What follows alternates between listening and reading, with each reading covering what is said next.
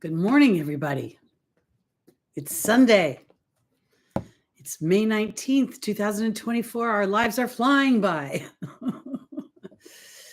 Hello, everybody out there in the internet land. I hope you're having a good week. I hope all of you that are in the U.S. and celebrated Mother's Day last week had a nice weekend. We are going into Memorial Day weekend next week. So that's going to be a fun time.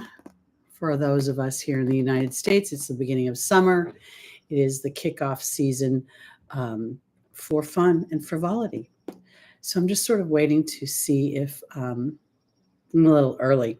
So what I'll do is I'll do the announcements and tell you how this is all going to work. For those of you that are new to the channel or watching in playback, these particular videos are based on whole sign Western astrology. So when I'm talking about a sign, I'm talking about that as the rising sign, which is the first house of the chart, your natal chart. I absolutely, as an intuitive astrologer, believe that the moon is the most important planet.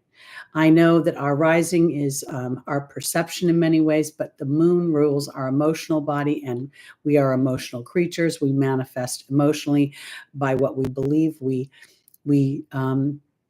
our value in a situation. So check your moon sign because that will be very powerful for you.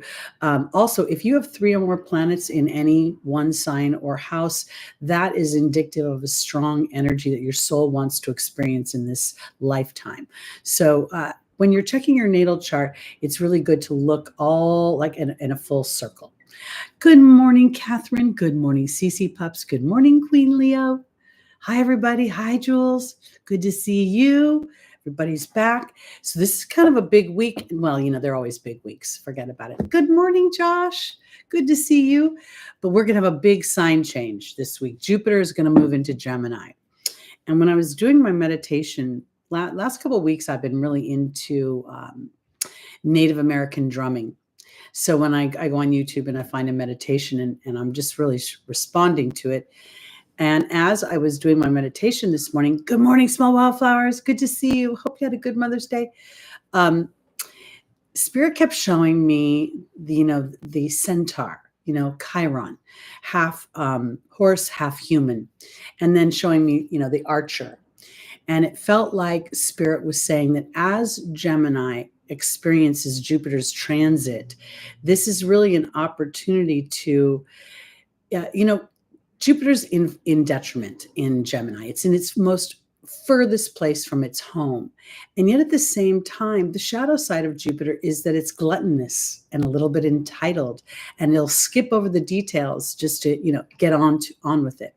So here we're going to see a beautiful combination of, Gemini ruling our everyday activities, basically, or I should say Mercury ruling our everyday activities, and Jupiter experiencing this hybrid of learning how to be comfortable in this foreign land. Because frankly, Jupiter should be comfortable in foreign lands because it rules foreign travel. So there's a weird, I'm finding these, I'm going to one of these days really dig into the detriments and the rulerships, because I think there's a lot of shifting. So anyway, so my point is for the next year, we're going to experience a combination of the human part of ourselves thinking and the animal horse part of ourselves moving instinctually, and then always shooting for the stars. So I think that this is really powerful to look and see, because you don't have to have any planets in Gemini for there to be aspects for this. So check on that. And I also want to note that for like the next 10 years, I know this is like kind of random, but when we think about Pluto's energy, Pluto's retrograding in Aquarius right now, and it'll dip its toe back into Capricorn.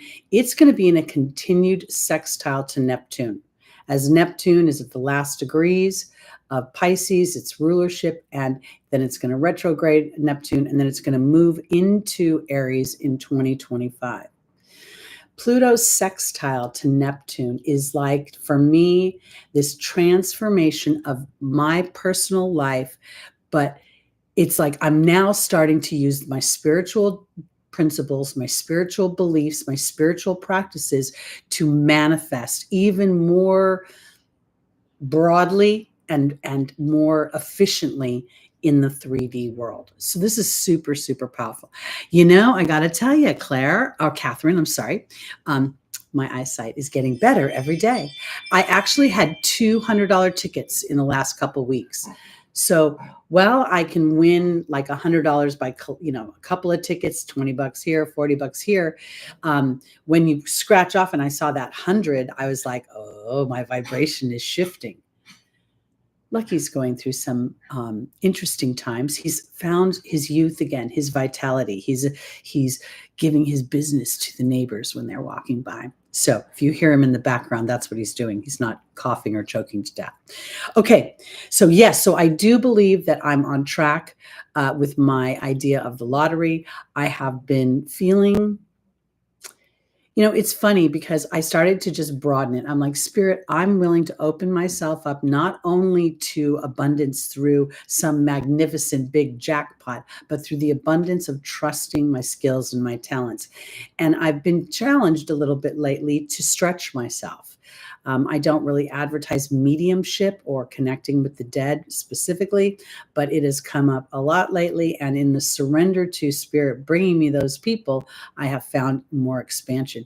So, Catherine, I kind of want to say, yes, my financial vibration is aligning to more flow and abundance. All right, let's go quickly through the week's transits.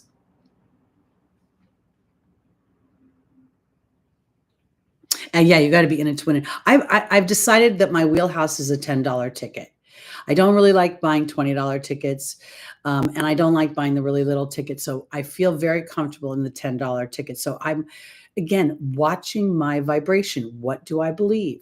What's my attitude when I'm sticking my money in the machine? Am I overly invested? Oh, I need to win, or not? So that's what's so fun. I could actually pull out like a little stack. I haven't cashed them in, so like $200 or $300 in winnings. But anyway, all right. So let's talk about the transits this week, because the sun is in the last degrees of Taurus. It will be moving into Gemini in just a couple of days. We also have Venus and Jupiter in the last degrees of Taurus. Venus will become conjunct with Jupiter on the 23rd at 29 degrees. This is super powerful because I didn't even think about this, but they're starting to trine some of my other houses. As Jupiter moves into Gemini, it's going to trine the air signs. So there's really an opportunity here. Even if you don't have any planets, something trining a house gives you expansion within that opportunity, harmony, supportive energy. So really look for that, because when Jupiter and Venus become conjunct on the 23rd, and I'm kind of jumping, I'm going to go back. They are going to sextile Neptune. Neptune and Jupiter co-rule Pisces. This is, again, another layer of Spirit offering us an opportunity to anchor in the divine laws of the universe, the divine laws that are as real as gravity. So when you throw something up, it's going to come down. And as you practice focusing in on that which you want to experience, not that which you struggle with, and you allow for the ebb and the flow, and that Jupiter, it's like thinking of Jupiter sort of right now as a centaur, where you're part animal and you're part human. Your human brain is going to tell you one thing, but your instinct is going to tell you something else. Your instinct is akin to your intuition. So as they become in harmony, these two co-ruling planets of Pisces, and then Venus, my money, my self-worth, my skills, everything I have to offer the world at large, as a human, comes kind of in Venus's energy as far as what I have. Mars asserts that energy, right? So I think this is really powerful. Now, at the same time, early in the morning, 6:53 a.m. Pacific time, we're going to have a full moon in Sagittarius. It's at 2 degrees, and the moon is going to sextile Pluto, and the sun is going to trine Pluto. So there's going to be an illumination, a culmination of somewhere that how you want to move forward, what your beliefs are, and often about your beliefs in business, in your ability in this day and age. Jupiter going into Gemini really is different than it's ever been before, because there's an expansion of technology going on. There's an expansion of our ability to connect with other people and provide information. And I think a lot of that's going to be what our new ideologies are, where our powers lie. We've seen in the news so many interesting things as we go into, the US is going into a political dynamic, a presidential election later this year. We've got football players making speeches that feel like they're from the 1800s. So there's a lot of stuff going on where as we observe these things, we get to pick where our focus is and then connect with that Jupiter and Neptune energy as it sextiles Venus, my worth, my skills. And then the full moon is illuminating something. And that illumination could very well be about your power, about how much you deserve, about how capable you actually are, because we're going to see a polarization. Those that start connecting with their deepest beliefs are going to start to manifest in times when others are like swirling and they're going, how is that happening? You're just lucky. You'll be like, no, I'm not lucky. I'm intentional. So this is really powerful. Now, this week we also have, which is can be one of two things, because we can either be very brave and courageous, or we can be very pissed off and angry and resentful. Because as Mars meets together this week with the North Node, it's already been chatting with the North Node, but we see it at 14 degrees exact. So there's this ravenous Martian energy in Mars's ruling house. So this could be a real opportunity. And for many of us, I don't know about sometimes, in the areas you live, but I live close to the Los Angeles County, and people drive and do really crazy things. And last week, some lady literally was driving her car, ramming police cars, running up a semi, and just wreaking havoc on the freeway. That could very well happen in a Mars North Node conjunction as Jupiter's about to go into the sign of our everyday travels, roadways. So just be mindful. And as that Mars moves forward in Aries, it's going to start to meet with Chiron. And Chiron is what I've been talking about, the centaur, the half human, half animal. And, when you think about it, the lower half, while we talk about it, the lower chakras are the more earthly animal primal instincts. It's also where the movement comes. So to me, as I align my earthly mental human skills with my instincts, my intuitions, the things I hear with my heart instead of with my head, there's going to be great movement and travel offered to each one. Oh, somebody's father's not well. It's hard for me to see the chat and keep up with the chat. Thoughts and prayers to everybody who's going through any sort of transitions. Oh, Stephen, it's your father and his 90th birthday. Wow, what a wonderful, wonderful life. 90, it must be, is he a Virgo? So there's an opposition with Saturn going on there. I want to offer this too, because for all of us that sit in this community, as you meditate and you think about the people that you love that have crossed over, and you get these subtle memories or these subtle feelings, that very much is them connecting with you. And the more you practice that, the more you'll learn to trust it. You're never going to get a burning bush. I don't care how many Teresa Caputos and John Edwards and James Von Proggs you see on television. It's always the trust of that subtle inner knowing that brings through what appears to be miraculous detail. So, practice makes perfect. Oh, so he's a Libra. Okay. All right. So what was the other thing? Oh, and the beginning of the week, we see Mercury squaring Pluto.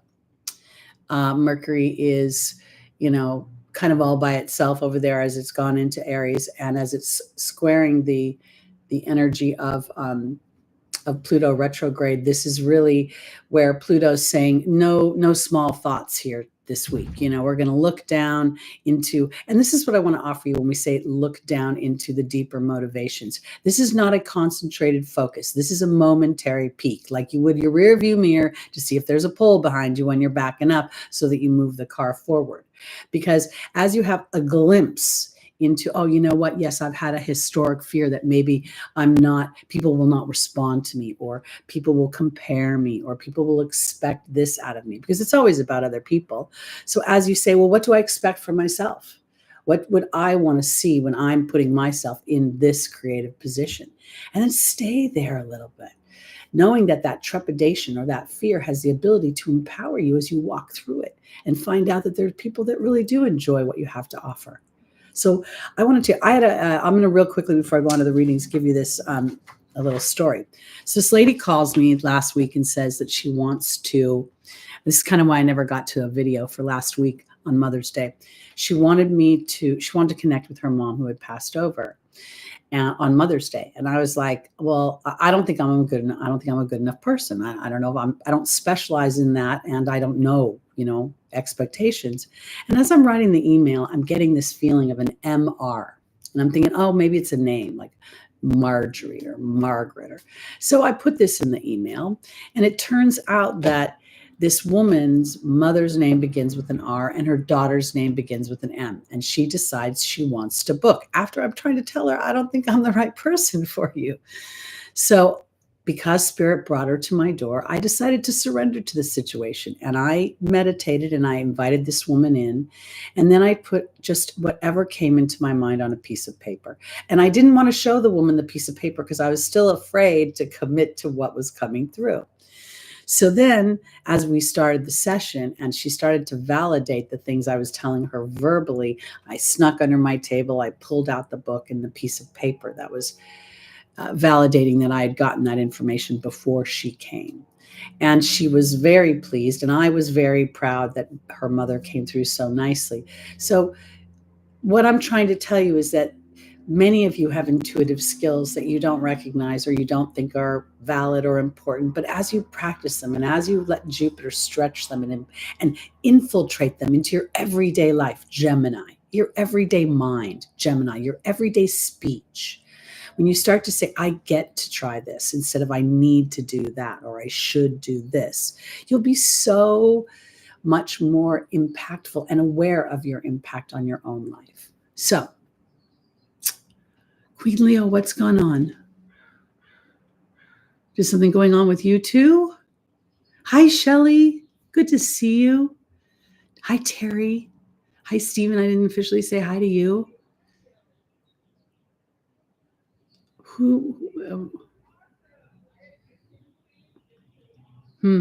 Okay.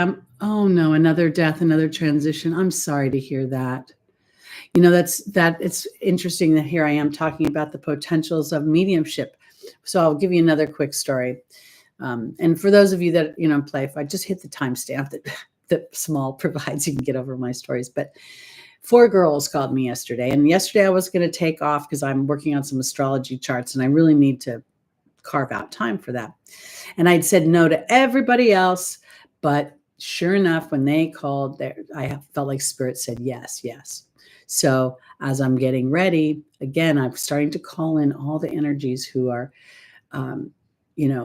beneficial, that have a warm, loving energy to bring to the higher than myself into the room, into the space.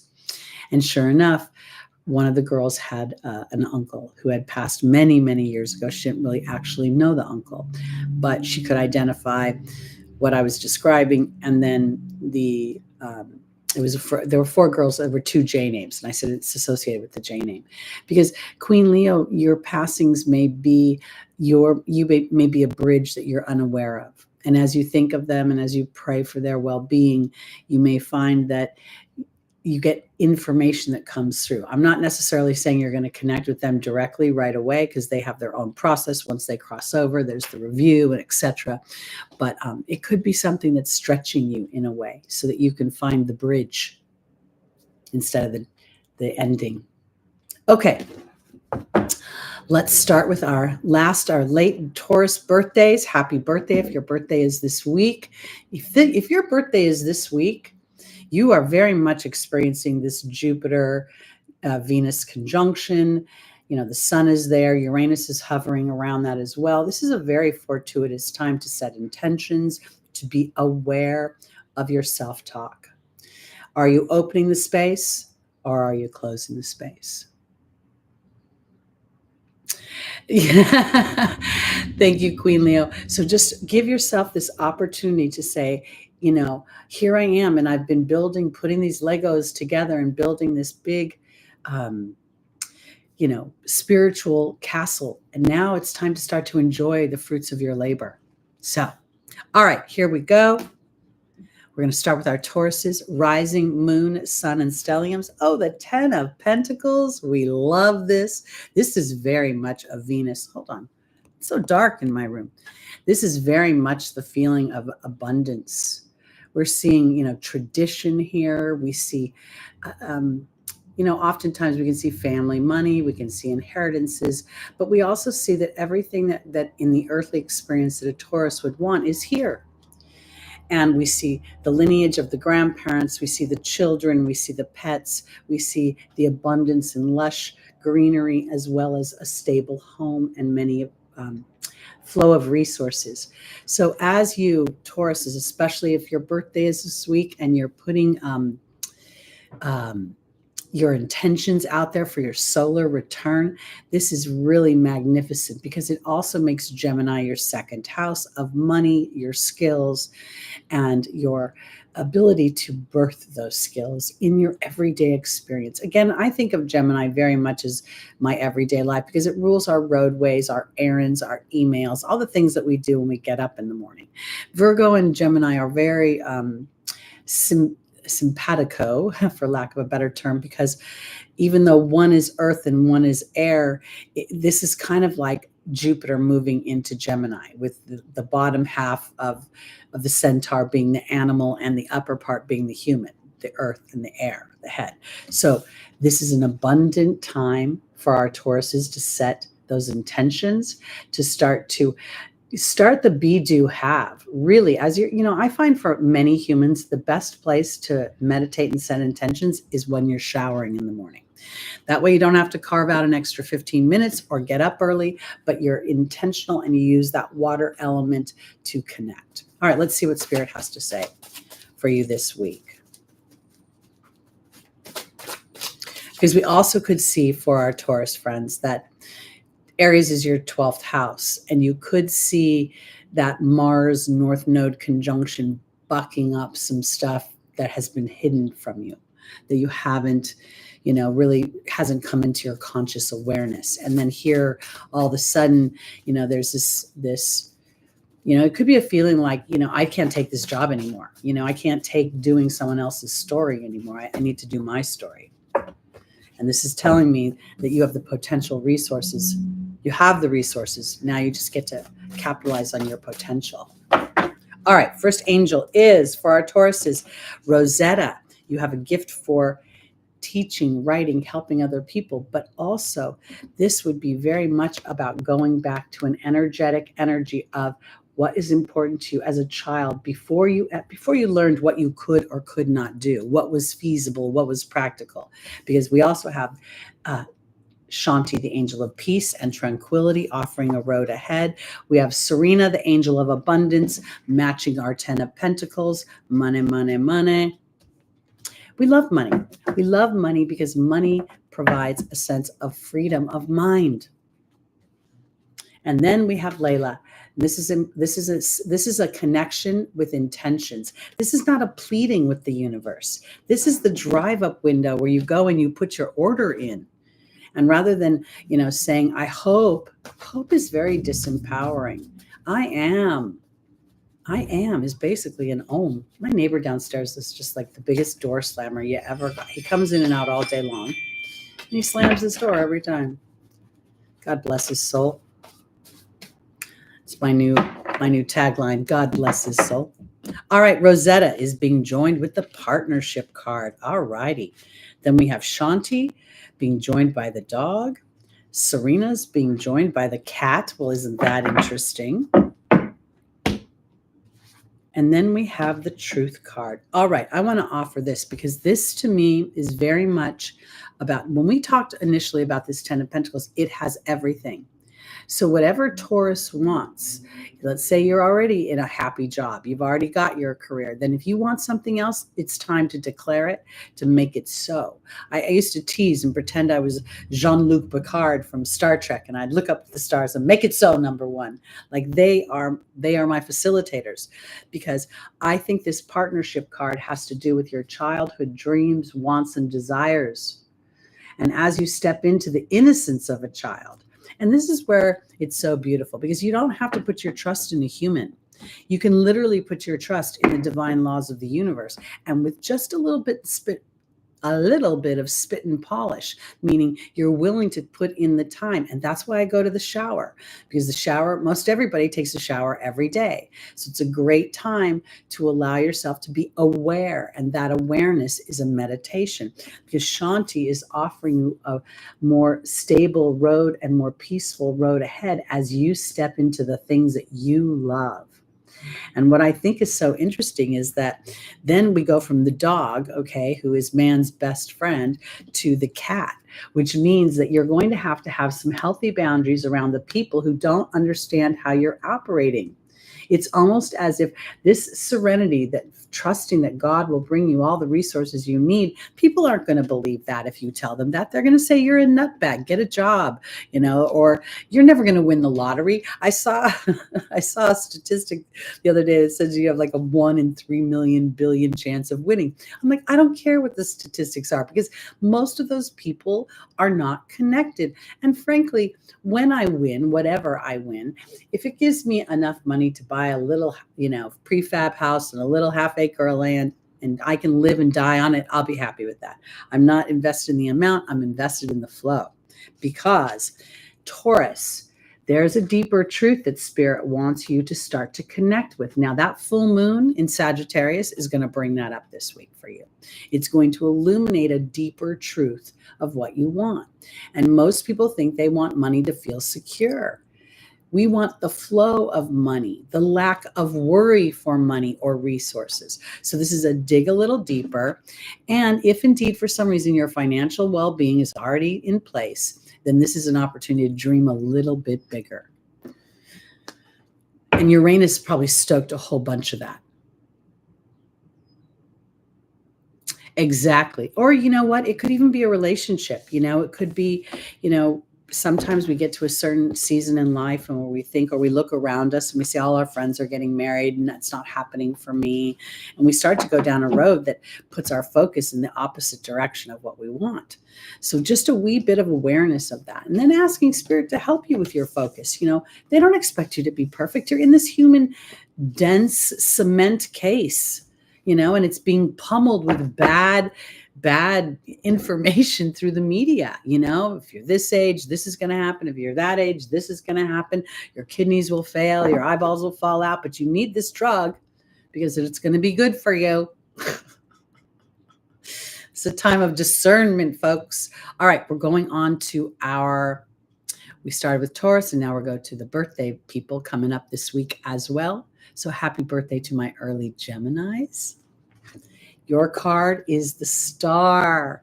This is a beautiful, beautiful, we're starting with two great energies for this week. And we remember we have this Jupiter and Venus conjunction that's coming up. They're very tight right now. They're having a lot of people think that they love each other very, very much because they love a lot of good wine, good food, good music. Everything flows in abundance when these two get together. So here we see the Star is this energy. Looks like this is what you can see, Gemini. This is what I'm pouring in. This is where my cup is going. Now, she's very vulnerable in her nakedness.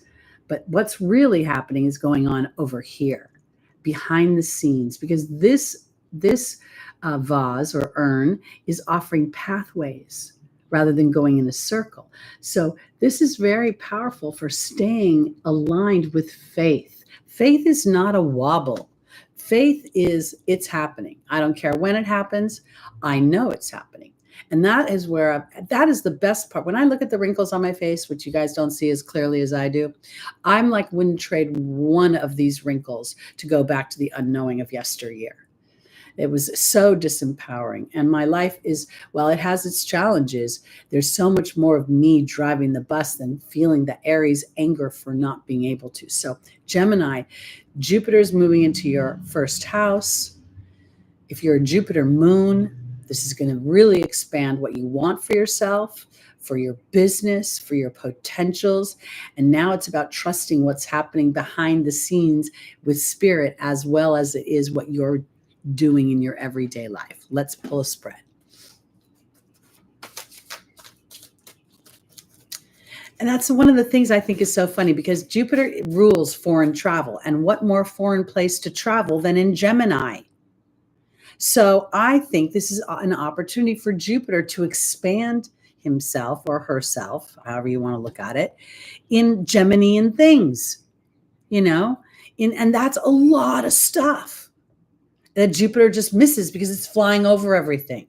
So I really don't know anymore about how this whole detriment. Are there more challenges when you're, in a place that's completely foreign to you? Yeah, but that's where you learn the most about yourself. That's where you're experiencing things you didn't know you liked. So I feel like I'm like a rebellious astrologer. I'm going to buck the system. Anybody tells me there's a box, I'm going to want to break it. Okay, here we go. Gemini, ooh, romance. Chantal, things that you love. Celeste, a happy move to a new home or place of employment is in the works. Oceana is talking about trusting your love, your energy here, your intuition. And the thing about that intuition, this is the challenge with a Gemini. You feel it, and in a moment, you're like, yes. Oh, wait, was that real? Wait, am I sure? That's the little thing, and that's where you got to go back. Okay, yes. And you can also ask the spirit for validation. I did that a lot. And I would notice things that other people wouldn't notice. I'd be walking down the street, and I'd see a Seahawk. No one else would even know it. It'd be throwing guts all over, and people would be walking right under it. And I never said anything. Oh, wait, I forgot to do the final angel. Hold on. Final angel is, Archangel Raphael. There's going to be an epiphany. And that epiphany is going to bring a healing or a balancing. Okay, Chantal is being joined by the restriction card. Celeste is being joined by the risk card. Oceana is being joined by the dog. And the novice is joining Archangel Raphael. You know what? I think this has to do with your everyday activities, Gemini. Has to do with something with work or indeed your move. And small, you just moved. So this is interesting. Now, I want to offer this. While Chantal represents romantic love, and I get this restriction card, I felt like the foundational position was Gemini was putting love on hold. Right now, I'm focusing on certain things. This is what I'm focusing in on, Gemini is saying to me. But then there's all this stuff happening in the background. So this Celeste and this risk card are very fun, because this is about risking changing up your routine. Now, we think of Gemini as very curious and very, always kind of zipping around the Zodiac, checking everybody out, what you doing, where you're going, la la la. But at the same time, that can become a routine, of just spending what you do in your everyday life, because I think the risk is breaking up your routine.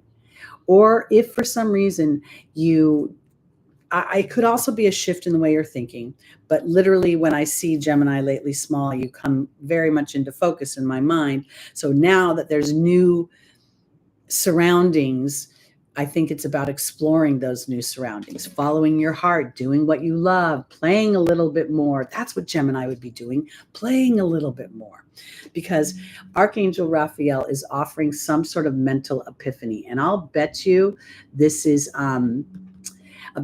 something connected with that full moon in Sagittarius. Like, I'm trying to think of an example, because we all have certain daily routines that we like, and we don't necessarily want to disrupt our lives, but I just feel like maybe this is Memorial Day weekend coming up. Maybe this is about infusing more fun, less worry about all the tasks of, if you got boxes that you can just let sit for a minute, because this feels like unstable new beginning is actually lifting the rug off of what you love to do and potentially allowing companionship in your life. Okay? New companionship or a fresh air in the companionship. Something up until now you haven't thought was possible anymore, or you kind of maybe put it on a back burner, or you didn't put it on a burner at all. The pot's still in the cupboard. Okay. Speaking of cupboards, I made the most delicious strawberry salsa yesterday. Has nothing to do with Gemini. All right, onward and upward onto our Cancers. but it's fun. We go from scared and when we're in unfamiliar territory, but then when we get into familiar territory, we get bored. And then we think that our brains aren't working, but our brains are still working. They're just not stimulated. And Gemini needs stimulation. It does, really does. It's a curious sign, loves to be social. That's the other thing that's going to happen. As Venus and Jupiter move into Gemini, boom, your social calendar could pop. You could get a lot more clients too. If you have your own business, you could find things starting to go. You know what I just thought of too? Thank you, Jules. You know what else I was thinking? The next time that Jupiter and Venus probably meet, now I haven't looked this up, but in my head, just quick calculation, Jupiter will move into into Cancer, where it's exalted in 2025. 2025. I think Venus takes 2 years to go. So I think Venus and Jupiter will meet at the end of Jupiter's transit through Cancer. And when that happens, something could super pop. So I kind of want you guys to be thinking of, with Jupiter in Gemini, thinking like, okay, what's my long-term plan? How do I want to feel about things over the next couple of years? You don't need to go 10 years out, just the next couple of years.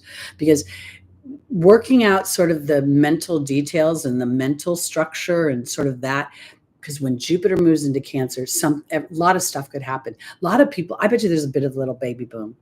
I bet we see some celebrities. I won't mention any names. Taylor and Travis have a baby. Thank you. Okay. Totally love it. All right, here we go.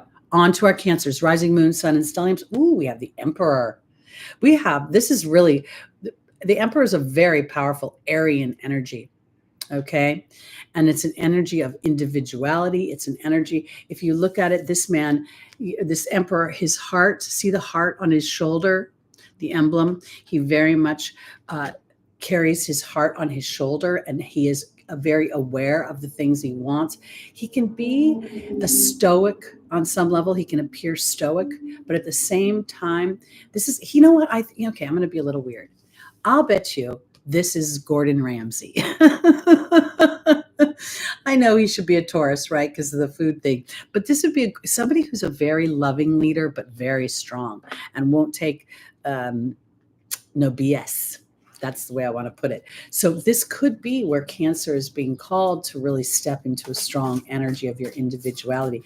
Now, the Aries energy of the Ram, the Emperor, would naturally square Cancer, but at the same time, a strong sense of your own individuality is the best way to balance, heal, nurture, and to create a safe and loving home, is to allow for those individual things. So I think this might be about you as an individual, really looking at what you need and what you want.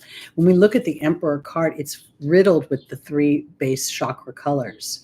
The red of our base chakra, the orange of our sacral chakra, and then the power to create that here in our solar plex.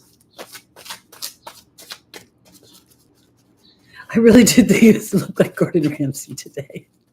Strong and powerful. Okay. All right. For our Cancers, our first angel is Mystique. Keep charging ahead. Don't take no for an answer. Aurora says you're flying high right now. You will soon inspire other people. Teresa's about worry. And then Celeste has come up again. So this is interesting because this could have something to do with, again, while I'm looking at Celeste lately, I'm actually seeing it in a more literal way where there's potential for actual change. And I think that's Pluto's influence as well. Whoa. Uh-oh. Okay, I'm going to disappear for a minute. Hold on. I don't know why I feel silly today.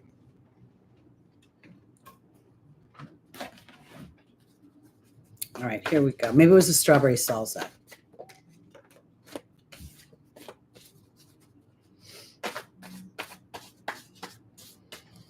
Okay, Cancer. Mystique is being joined by the abundant cow. Aurora is being joined by the fear card. Teresa is being joined by the spider. And Celeste is being joined by the bee card. You're so funny, Queen Leo. Okay. I want to offer this for my Cancers because I really think the Emperor is about you taking a very determined and taking a leadership role for yourself. Okay. And this is about the things you want and asking for them and expecting them to receive them. You know, I think that this is about continuing. It's like you really don't take no for an answer. Now, I don't know that you're looking at a human, because humans will give you no all day long. But let's just say you're a Cancer and you want to be in a partnership with somebody that's really aligned to you, somebody who celebrates your wins, somebody who knows how to make you feel loved and feel valued. And up until now, you felt shades of it. You know, you're thinking, oh, that's all pie in the sky. I think Spirit's saying, no, no, no. You have to be a little Aryan, be a little brave, be a little stubborn, go out into, you know, the pioneer of your emotional being, and just to keep charging ahead, because it's a process. Now we see Aurora saying you're flying high right now because you're giving up your fear. You're starting to say, you know what? Fear is only tethering me to the small story. I'm tired of the small story. I'm going to be a queen or a king in my own kingdom. And by the way, the Emperor is over the kings and the queens of this deck. It's like, you know, I don't know how to explain it in olden times, but if there were a bunch of kingdoms with kings, that Emperor ruled all of those kingdoms. Because I'm pretty sure this is about partnership. Don't worry about what you're going to have, the relationship, the partnership, the things that you want. And sometimes when there's a delay, there is a reason for it, because in these times right now, we are breaking the idea of settling for what we can see. And there's been hundreds and hundreds of years stacked up of this vibration of settling out of fear. And now, Cancer, you're being called upon to stand in complete leadership of your own intuitive being and calling it forth, because whatever you want, whether it be a new job, a new place to live, there is a victory being offered to you. There is, like, through your own tenacity, through your own willingness to, I almost see the crab, like as he's trying to come up on shore, the water just keeps like whoosh, whoosh, pulls him back, but he continues to crawl, trying to beat that little wave. And eventually he makes it up where it's safe, because this is great. So I think that this could potentially also be about a lot of people claiming their careers, claiming their work, you know, how you make your money. The other day I was, I live in a 2-mile radius, don't go anywhere. So I was at the market again. And one of the gals said that she had to give up cable because she couldn't afford the $67 for Hulu. And I thought to myself, wow, that's just, we're so trained. When you get into large environments with a lot of people who live in that limited income, you don't realize how much it infiltrates your being energy, how much it subtly, if you go into the market, you hear over the loudspeaker all the scary voice, the man with the COVID, and then the lady, la la la. If you tune in just a bit, you can differentiate and then disconnect from that. So Cancer, I think this is really about identifying where, you've fallen into the ocean of other people's ideas and opinions, and now you get to sort of do your intuitive push out of it. I don't know what that meant. All right, here we go. We are on to our Leos, rising, moon, sun, and sun. This is just like, today is a day. I'm telling you, look at that. Justice is coming for you. And this is a good thing. Okay, this is a fair thing. Let's see what the focus is. This is a very Libra energy. It's a very, when I look at this justice card, I really gotta tell you, because the way the sword is held up high, it kind of falls into the pillar here. I don't know if you can see it, but the position is that the sword represents my thoughts, and the scale is here because the sword, my thoughts, are giving me whatever's going to happen in the way of justice over here. And if we look at the guy's robes, while there's a red robe, sorry about I just got dark. Okay, the red robe, we see the green sort of, I don't know what you would call that. It's like a shawl. And then we have this, I don't know, it looks like it's almost attached to the shawl, the long green. This green is the heart chakra, the cape, That's what you want to do. You want to come from your heart. You want to be aware of what your thoughts, what your speech is, and then you're going to bring in the balance. So here we go, Leo. Now, for those of you that are early Leos, you already started to feel that opposition from Pluto, right? Over there in Aquarius. And it can bring things to the surface. It can bring forth a metaphoric sort of death, as they say, you know, where a belief could die, or something that you thought was real, or even something that you thought was a fake. You find out there's a deeper truth. So let's see where we're going. Our first angel is Isabella. Yes, the timing is right for a happy outcome. Crystal says, have faith and hope. There's more on the horizon. Rosetta is talking about your inner child. What does it want to express? Where do I want to be? What do I want to feel? And there's Celeste again. Holy camoli. Now here, in this particular instance, I think this is about the way you think, Leo.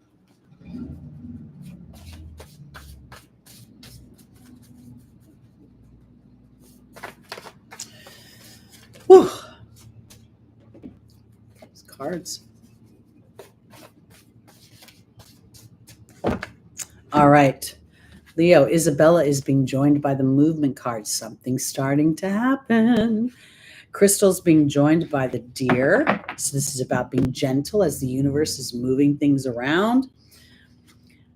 Rosetta is your childhood dreams are being protected. And again, this is a 38, so you're watching the way you're thinking.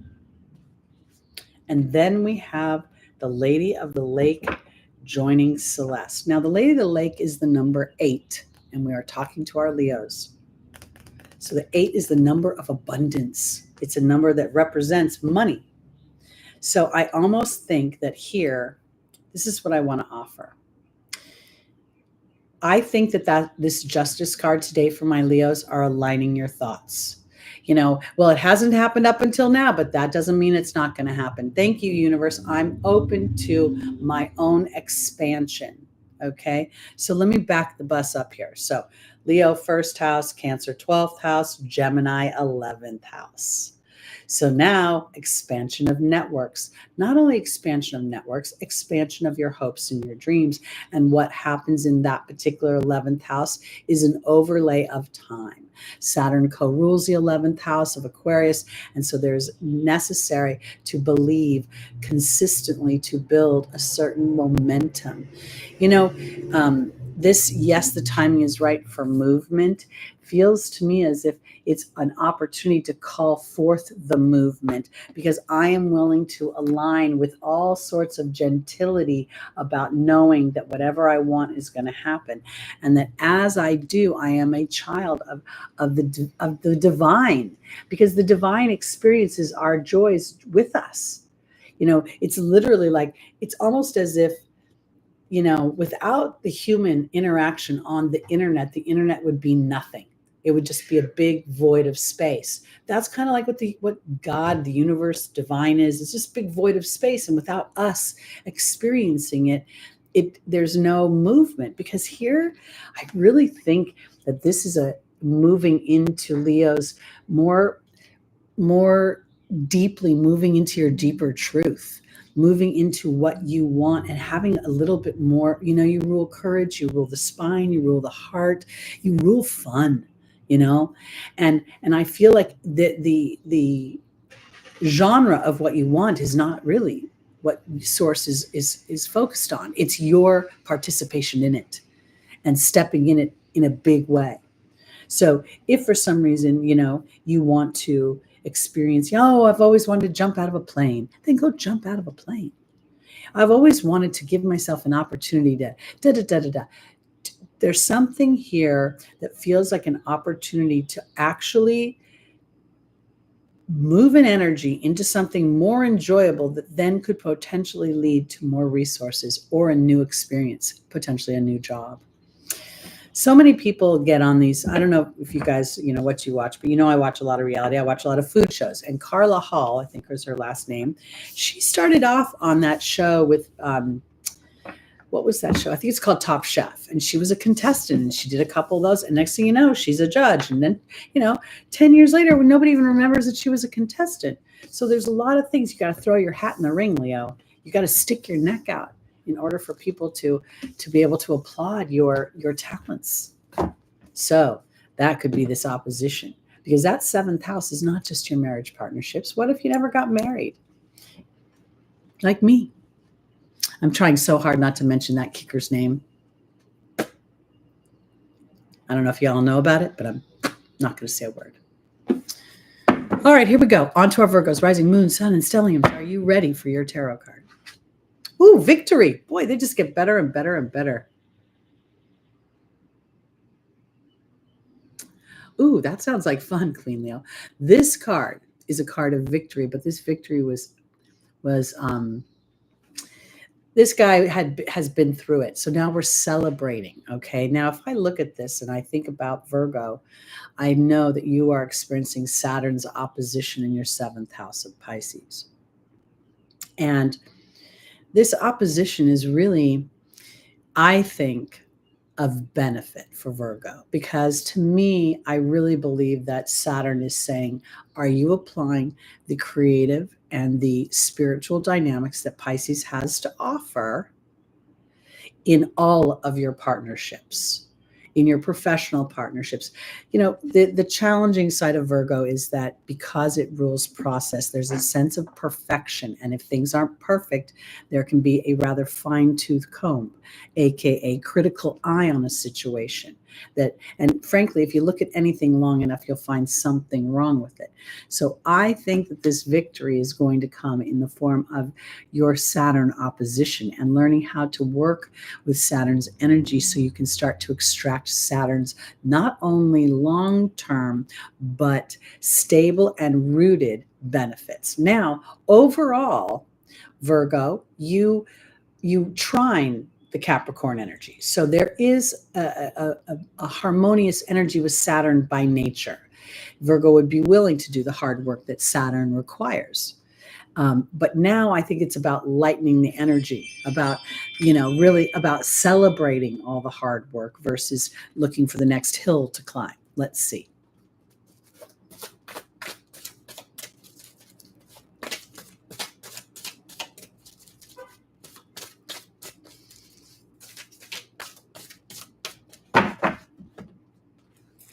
Okay, our first angel is Layla.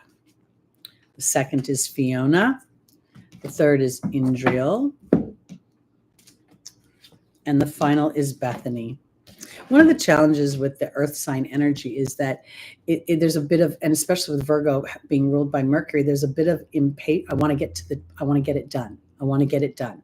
I want to make sure everything is done so I can relax. How many Virgos have said that to you?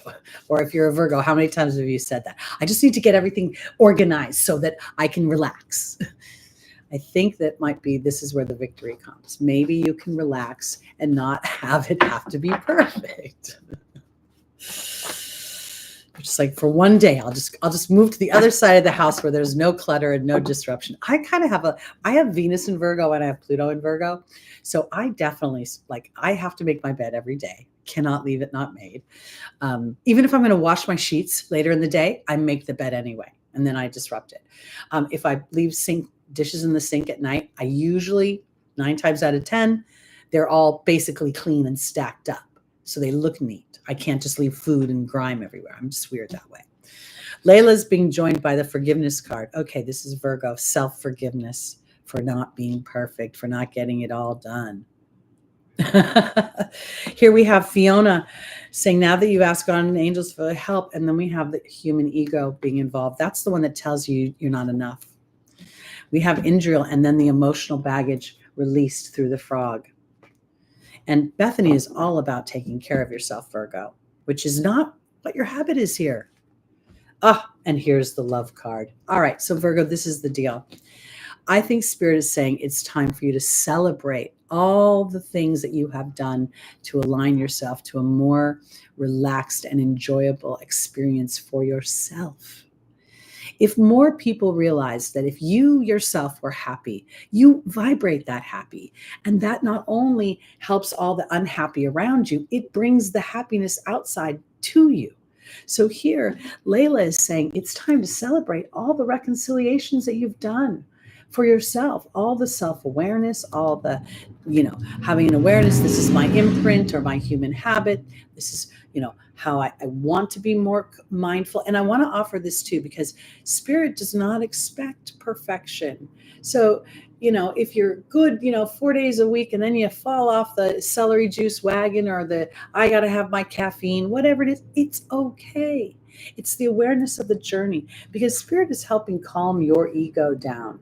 And the ego is too much of service, too much worrying about other people, too much do, and not enough be. Because Indriel is saying this is how you're going to start to feel more relaxed. Nothing outside of yourself is going to stop rolling. It's all going to continue to move faster and faster. So if you don't claim your own peace of mind, how will it happen? There'll never be a moment. Here we are. This is the self-care of Bethany and the love card. And I personally think that even if you're not perfect at taking care of yourself, that Virgo energy is well aware now of what does and does not work. And if for some reason cleaning up the dishes makes you feel more relaxed before you go, I think you're doing it with a potentially different vibration. And I think that's what spirit is celebrating, is that you may have the same inadvertent habits, but you're doing it from a different place. Maybe it's a get to versus a have to or should. I'm all about I get to go to the market. I get to clean my house. I get to celebrate by relaxing. Okay. Now, I also want to mention this because your ruling planet is squaring Pluto this week. I didn't mention this for Gemini because I think that the energy moving in with Venus and Jupiter might mitigate this a bit. But Mercury squaring Pluto this week could have you having some deep thoughts about your everyday life, about how you want to feel victorious in your own self-care and how that self-care actually helps other people. When we do for other people, but we have a little bit of a burden attached to it, it doesn't come across as an actual freebie. It comes across as there's an emotional price to pay. So I think sometimes it's better to say no than it is to say yes if you don't feel the vibe to say yes, and whatever that is. All right, here we go. Onward and upward. We're on to our Libras, rising moon, sun, and stelliums. I'm loving this new saying, spilling the tea. I don't know where it came from, but I find it beautifully poetic. I like it. And I drink a lot more tea. Okay, here we go. Libra. The Page of Swords. New ideas are coming in. Fresh thoughts. And I want to offer this too, because the South Node traveling through the house of your first house of self. I was thinking about this the other day. I think about things all the time, but Libra's partner, and then yet Aries is your seventh house, which would make you extremely individualistic within your partnerships. You would, do maybe different types of partnerships or write your own story in partnerships. So now I'm thinking about these new ideas, makes me think about like I'm heading up to the top of your chart where I'm looking at some energy. What is Gemini up there? And we've got the Taurus energy up there. And I'm thinking for my Libras that maybe there's some, especially those late born Libras that are going to experience a little bit of Pluto square again. There may be new ideas coming in that are bringing you into a place of trusting your power more, your power to create, your power to provide your own resources, to provide your own sense of happiness and well-being. I want to offer it this way because that South Node for me has very much spoken to being egoless to other people's opinions. Meaning, like sometimes before I actually had a reputation of being Teri, a lot of the people who've known me the longest laughed at me or gave me the vibe of like, yeah, whatever, and I find myself in a much more different liberated state now. There work jobs that some of my friends still work 60 hours a week. I'm like, oh my God, if I work 60 hours a month, I'm like exhausted. So, but my point is, this is because Libra, there's allow for this new ideas, and there could potentially be some little, you're on the eclipse season, Aries is, Libra's on the eclipse axis for the next year or so. So there could be some new ideas coming in as a result of the eclipse. And I know that was way back in March, but that doesn't mean that things aren't starting to reveal themselves. All right, here we go. I love that, Stephen. The play on words is fabulous. All right, here we go. Libra, rising, moon, sun, and stelliums.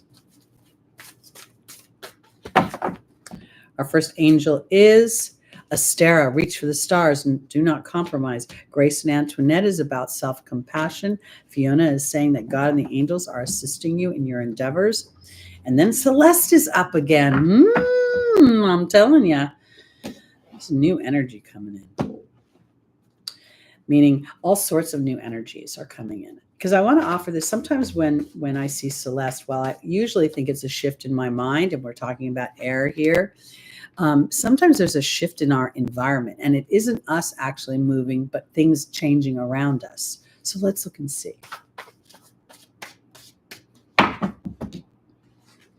Astera is being joined by the Queen. That is very powerful. This already tells me that this new thought is that I don't have to effort.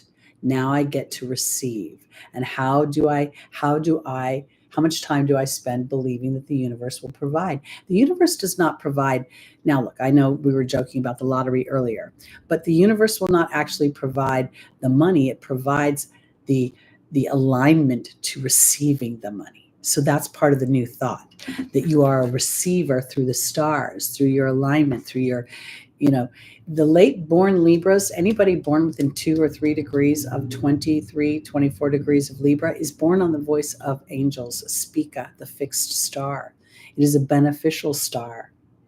So as you connect to this, you are literally inviting the universe to bring in something that seems magical. We have Grace and Antoinette being joined by the eagle, which is the connection to the angelic realm. This is very much about trusting in many ways. There is a vibration, and it's not about looking to see if you're perfectly aligned, because there are components around you, and within the process is a wisdom. And that wisdom is, if you built your muscle in one day, you wouldn't trust it. But over time, the hard work that you put into building a muscle gives you not only the pride of the accomplishment, but the ability to flex it. That there must be something going on with flexing a mental muscle. Fiona is being joined by the cow, asking and receiving nourishment.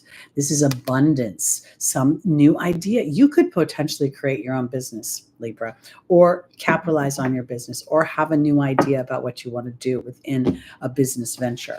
Celeste is being joined by the disruption card. And I want to offer this because that disruption card, I'm going to pull another one. Okay. The only thing I want to say about the disruption card is, for me, it does not feel like it means that work is disrupted. What it means is the new idea is still in its infancy, or capitalizing on something is still in a certain process. And there's a little bit of having to shift out of too much of a mental process, meaning, yes, you have the idea, but you can, the manifestation happens like this. Ooh, I have an inspired thought. Now, we don't want to go too crazy with the thought. We go back to the heart. How does the heart want to receive it? And then spirit puts in another inspiration. Oh, shoot this video. Oh, go apply here, blah, blah, blah. Because there's something about Libra, and this could potentially be that south node going through your first house. It could also potentially be about the north node going through and Chiron through your house of partnerships. But there's something about an awareness and a disruption of the mind and getting back into the heart. So I know that sounded a little choppy because it starts with an inspired idea, but overall, I think this is a series of new thoughts cutting through the muck. All right, on to our Scorpios, rising moon, sun, and stelliums.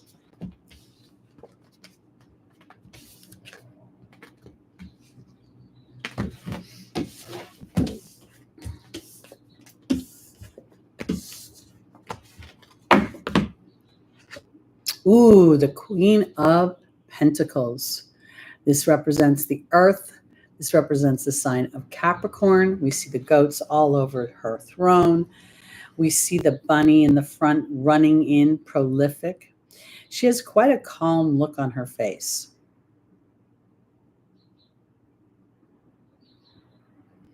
And interestingly enough, the fruits are varied on this card. So are the flowers. So it's really representing an ability to create many things. Okay.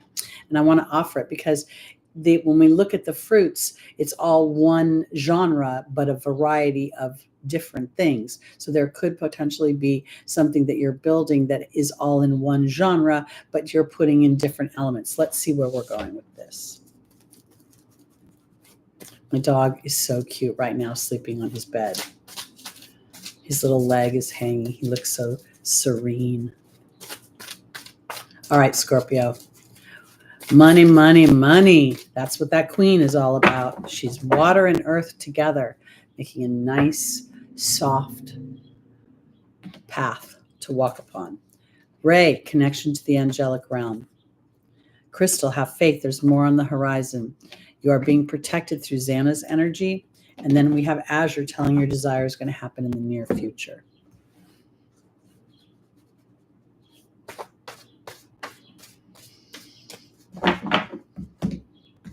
Ray's being joined by the Trust card.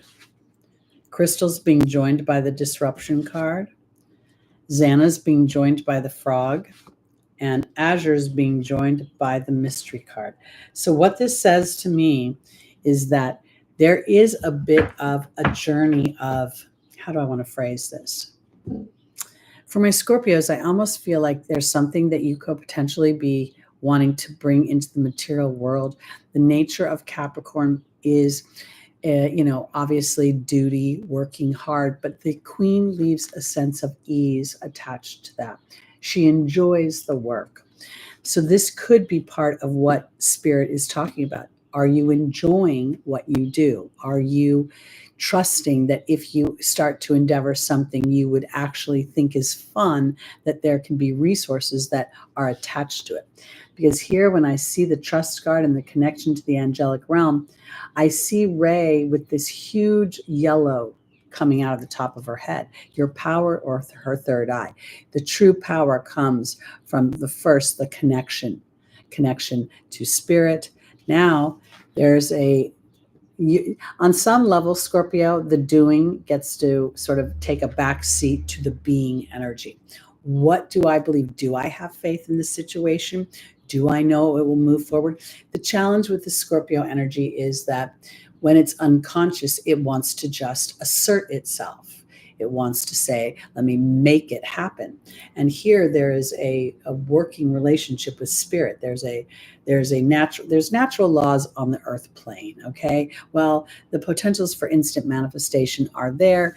They are not really hardwired into the human. So the willingness to do the hard work of trusting yourself. And this is where it gets a little sketchy for Scorpio, because you rule that deep sense of psychology that does indeed identify the power, where the power is, how to control things. There's a brilliance. And I really think Scorpio might be the most intuitive sign of the whole zodiac, because it has this sort of hybrid for me of earth and, the Scorpion lives on the earth in the desert, and yet it's a water sign.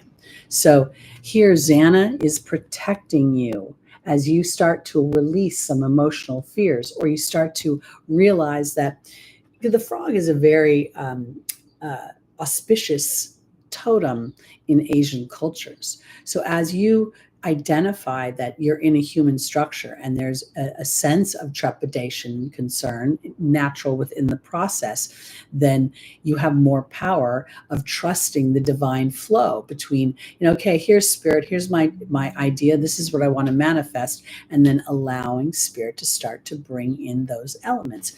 Azure says that your outcome, the desired outcome, is here. It's going to happen, but there's a part of you that has to continue to choose it, has to continue to look with a soft eye at what you are manifesting as the bunny runs into the picture.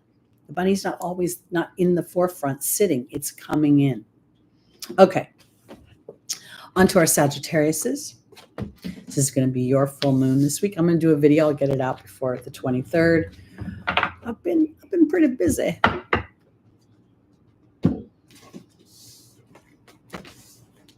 All right, here we go.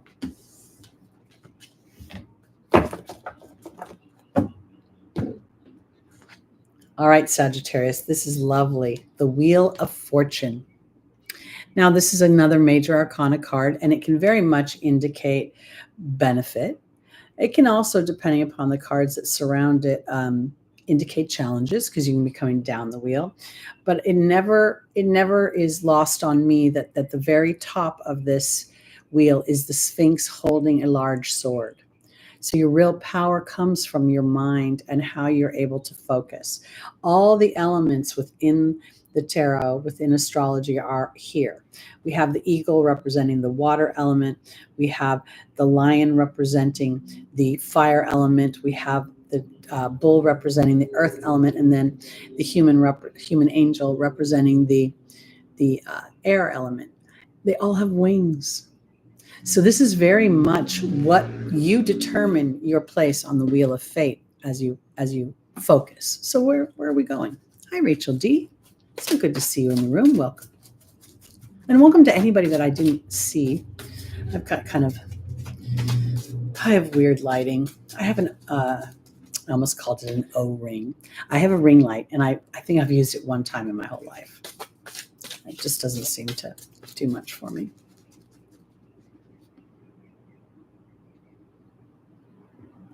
You mean like a Red Bull that you would drink?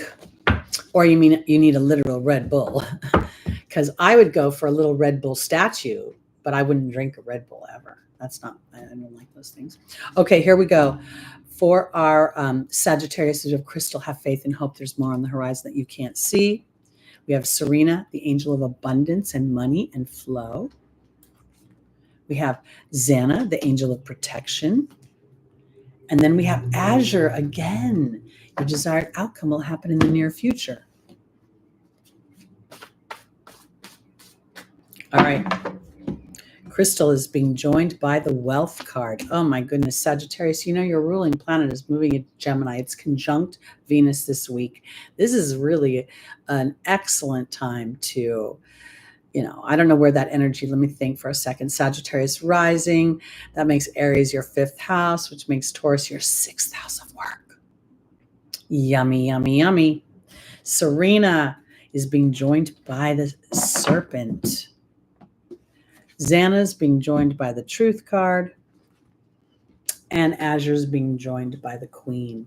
This is really very excellent for my Sagittarius. This full moon this week, I'm going to, as I said, do a separate video, but I think it's going to illuminate something in the way of a why not? Why not try? Why not? What's the worst that can happen?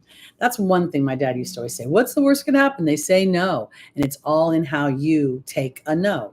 But I don't know about a no right now because this is harmonious wealth, this wealth card. It's not just money. It's actually time, freedom, love, generosity. It feels very yummy. And then I have Crystal here saying, have faith and hope. There's more on the horizon. This Jupiter being your ruling planet.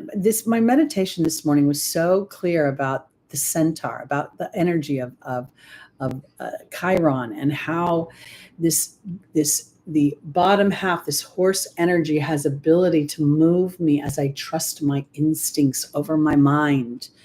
Because Serena is saying that abundance can come to you, but there's a shedding of a skin of some kind. There's also, this represents knowledge. And sometimes, at least now more than ever, we're not looking for people who have been educated into a system. We're looking to relate to somebody and for their knowledge to resonate with a deeper part of ourselves.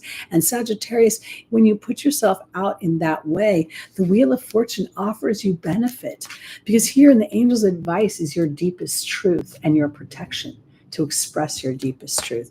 Because now the Queen represents fertility in the way of being able to create all the resources and the money and the things that you want. And now it's just a matter of continuing the journey of will I let what I see with my eyes interrupt what I know with my heart? And those that are coming from their heart and can feel that heart and feel the wobble. It's okay to wobble. It's just how long are you going to wobble? Because sometimes the wobble puts you into a spin. So when you stay out of the spin cycle, Spirit's like, it's all good. We don't hold your feet to the fire. We don't expect you little humans to be perfect. God knows, truly. It's just other humans. My phone just went off and it didn't hurt your ears, did it? I'm looking for a thumbs up. I turned the volume off. I remembered on the computer and I didn't hear it ding over here. All right, we're going on to our Capricorns, rising moon, sun, and stelliums.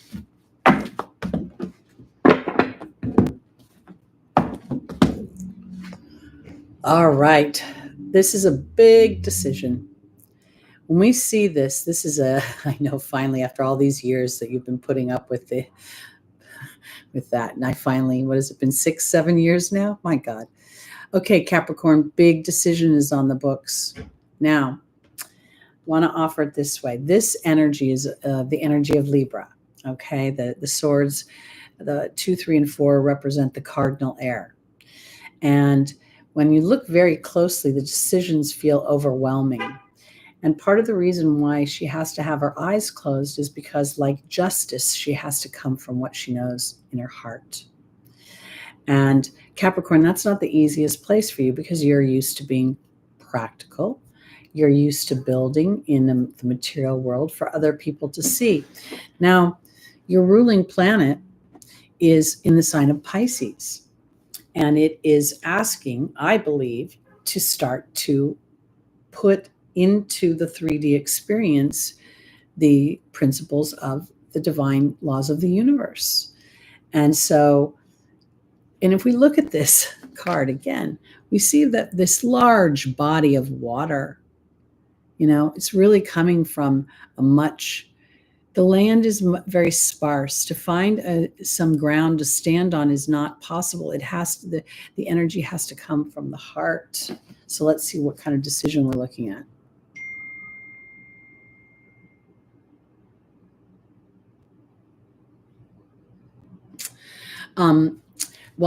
Josh, let me see if I can sort of answer that. So Jupiter's going to move into Gemini, which is its opposing sign, where it's considered in detriment. It's 180 degrees, the furthest away. And at the same time, for me, Jupiter rules foreign travel. So where would Jupiter want to go more than the furthest place to explore? So here's where we start to find the benefit of the polarities, the benefit of the seesaw, of the axes. So when you're looking at your planets, you're really wanting to look at what two sides of the story do they want to tell? Because there's usually many sides to the story. And as you get deeper and deeper into what resonates with the truth of your heart, then you start to see the planets representing your potentials versus being anchored into, oh no, this is happening to me. All right, so Capricorn, Vanessa says, will you make that decision based on faith or will you make it on fear? Because this is calling for faith, it's calling for emotion, and it's calling for not looking at anything else but what comes from something authentic. We have, yes, Isabella saying, yes, happiness follows this decision. Happiness meaning trusting yourself. Sonia represents your guides, your teams that are watching over you. And victory is offered through Omega. This is where I think, when I think of Capricorn energy, which I do love, I also know that, Saturn always gives me the business before I tame it. But here I feel like there's a wisdom being offered here. It's almost like, when someone has been a certain way and then they start to open up, or they go from being a skeptic to being a believer, they have more influence over other people because of the transformation. So Capricorn, I think that there is a transformation being offered, and that transformation speaks to your personal desires, your personal wants, your personal efforts. And that Capricorn energy gives you the ability to endure the challenge. But at the same time, here is now an opportunity to focus on your victory as you walk through it. Vanessa's being joined by the fire fairy, creative action and optimism. Isabella's being joined by the high priestess. Yes, it's time to start to implement your intuitive knowing, the part of you that can't see with your eyes. Sonia's being joined by the risk card, trusting. You're trusting this new path. The thing about it is, until you practice it, the trust is very hard to, it's all conceptual. But when you start to allow it to come out of your mouth, this is what happened with this woman in the mediumship thing. There were so many points that I got towards the end. She asked me specifically, is there a color? And before she even finished the sentence, I blurt out purple. And she goes, that was my mom's favorite color. So these are the things that, as you trust Capricorn, a little bit of allowing yourself to earth, root into the earth, there's so much victory being offered through this new beginning that you're giving yourself permission for.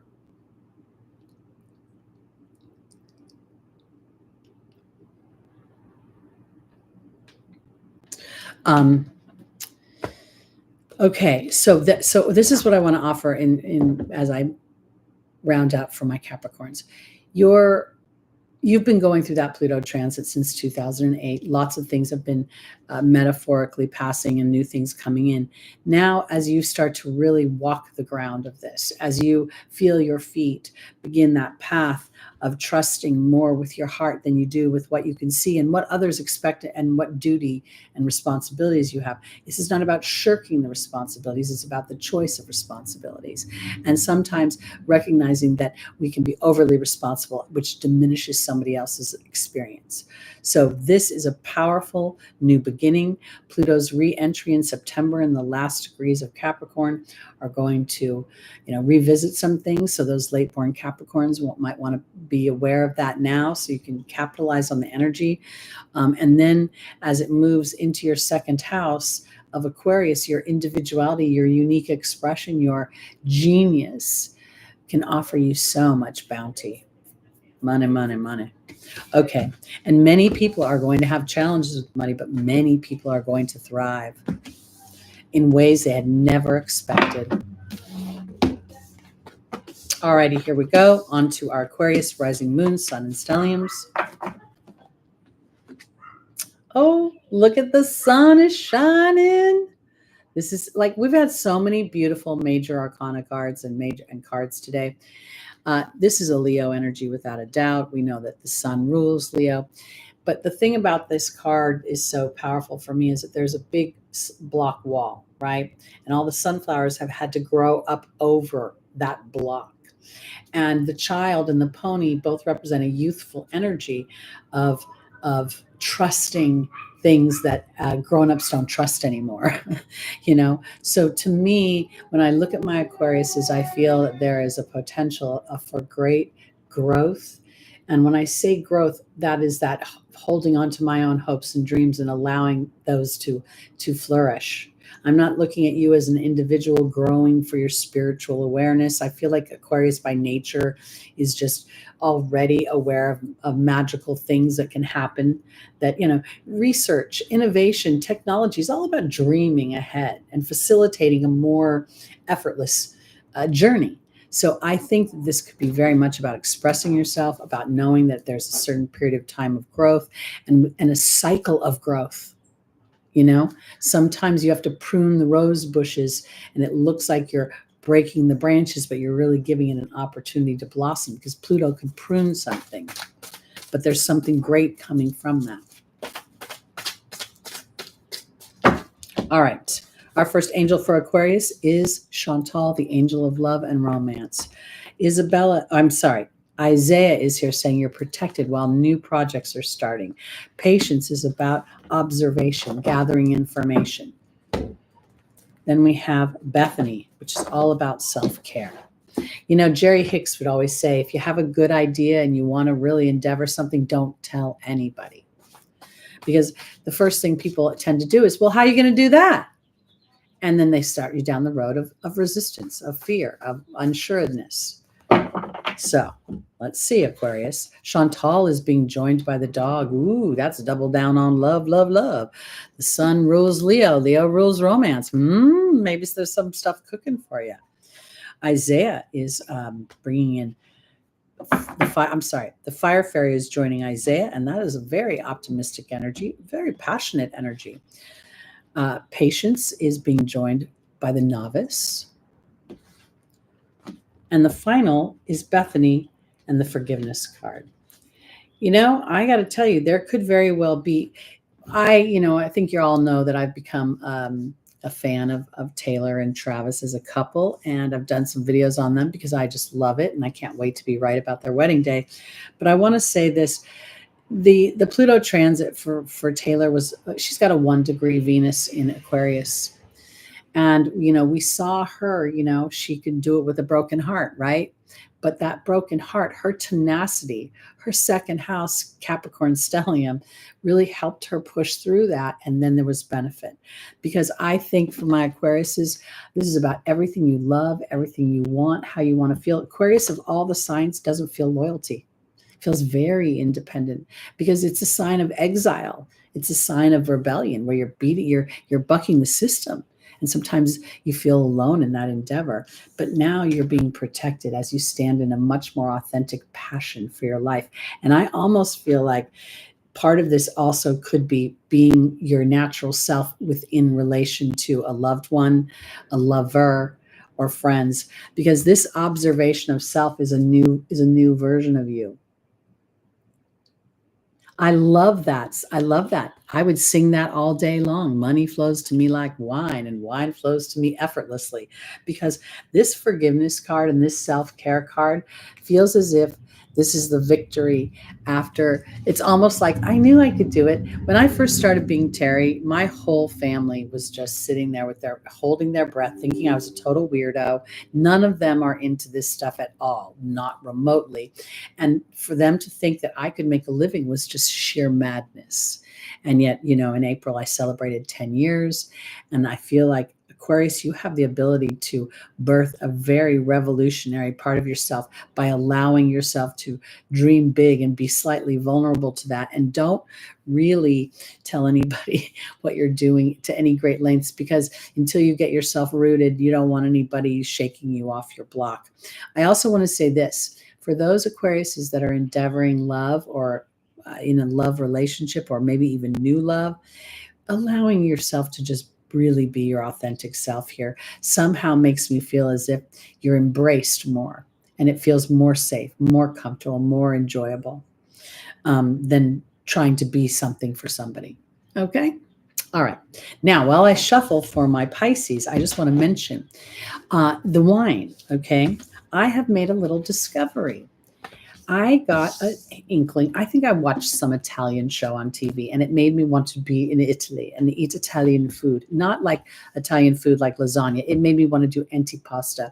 And so I decided to get Italian wine. And the wine didn't hurt me. I didn't overdrink. It was actually a very nice experience. Then I got an American wine. Ooh, it hurt me. And I drank less of that. Then I started only buying Italian wines. And I got to tell you, I think there's a big difference in the wine. So if you enjoy wine, I think that the foreign wines are a little more pure. It's just my little observation. All right, Pisces. This is a very interesting tarot card for you, and I think it's really very appropriate. The Seven of Swords. This is very much, many people think, oh, he's a thief. He's stealing from the caravan. That's not necessarily sure or assured. What we see here is somebody who's got to go their own way. Somebody who has to take their own thoughts and their own ideas, and maybe even leaving some ideas behind in order to have a sense of self. Now, while certain signs are predisposed for commingling, and Pisces is one of the best at that, the strong sense of self, strong sense of your creativity, of your the dance in you, the song inside of you, the drum that beats inside of your heart is super important. And Saturn has been putting that on the table for you. Virgo is your 7th house. There is very much a polarization here, being of duty to a partnership. And when I say this about, going your own way, it doesn't mean leaving a situation. It means having a voice within a situation. I don't want people to think they have to leave every time they're being an individual. It's about your expression and about having that voice and trusting that if you express it, that nobody's going to leave you. Let's go. Let's see.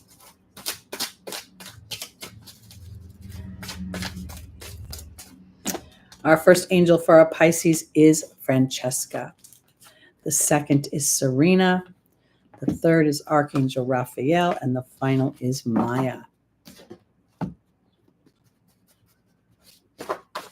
Oh, I do too. Love Fleetwood Mac.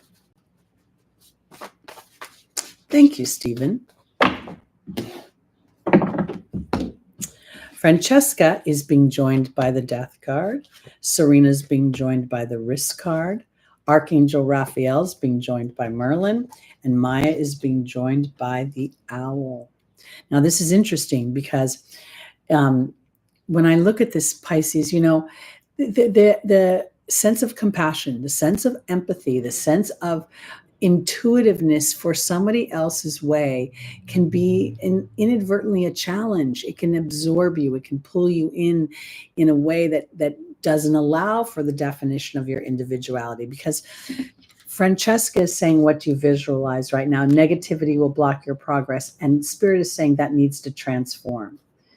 You know, that when we sometimes, you know, look at like, how will other people respond? And I think this was the biggest challenge for me in my work, because especially when I started endeavoring in the astrology, I felt like I needed to conform to other people's definitions. And the more I discovered other people's definitions, the more they just felt like a key words. And it wasn't big enough for me. It wasn't giving me what I was looking for. So I just started to look and reframe things for myself, because there is a certain amount of you, as you receive the things you want, there's a risk that you get to take in trusting that you are enough, that you don't have to leave a situation in order to be your individual self. Because in the angel's advice, there's a balance, aka healing. And that healing is really being offered as you allow for the balance, as you allow yourself to alchemize into that which is most important to you, because everything has an ebb and a flow. And I think what you've been doing, Pisces, inadvertently is holding yourself small. And that's what Maya is teaching you. The angel Maya is about schooling and education.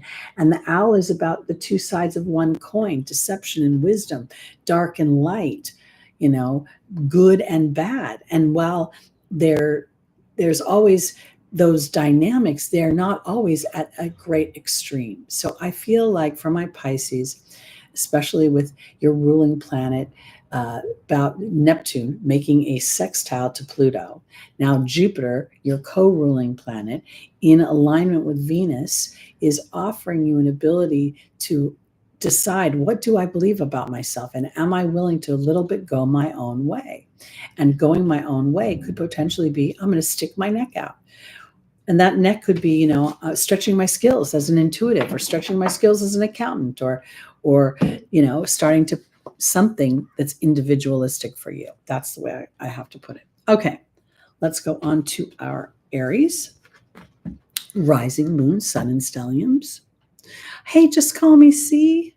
Welcome to the room. Welcome to the merry, merry month of May. We're just booking through our lives so fast. All right, Aries. Our last sign of the day. And if this isn't an Aries card, I don't know what is. You think that's a little Aryan? I'll look Aries to you guys. All right, so this is all about this guy's on, you know, he's taking no prisoners. We can clearly see that. We're not sure if he's sure of what he's doing, because he seems to be a little bit hot. Now let's talk about your ruling planet conjunct the North Node this week.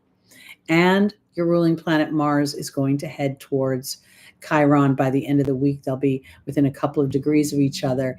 Could very well stoke some shit, I'm going to tell you.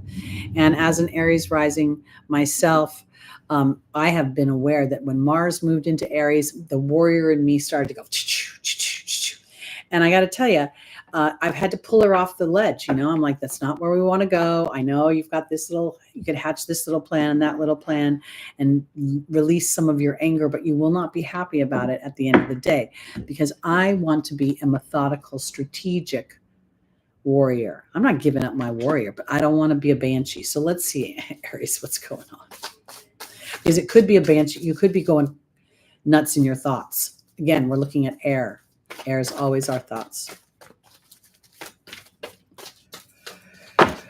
All right, our first angel is Adriana, leading you to the answers to your prayers. Grace and Antoinette is about compassion, and this is for yourself. As you resist a knee-jerk response, because when the North Node is anywhere near a planet, it is ravenous. It is like, it is not easy.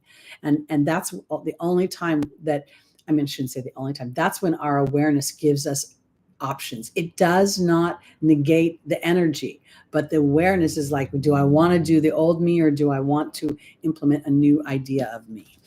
Then we have Sonia. Your guides are with you as you're walking through this, what may not be an easy energy. Yes, Desiree, those conditions. So this is going to be about your habits.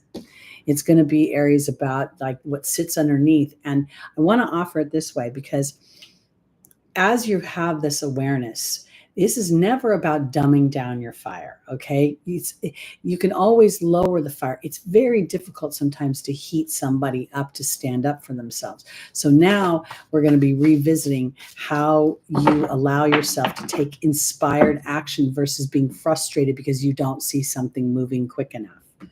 Here we have Adriana being joined by the cleaning of the house. This is an awareness of the mind.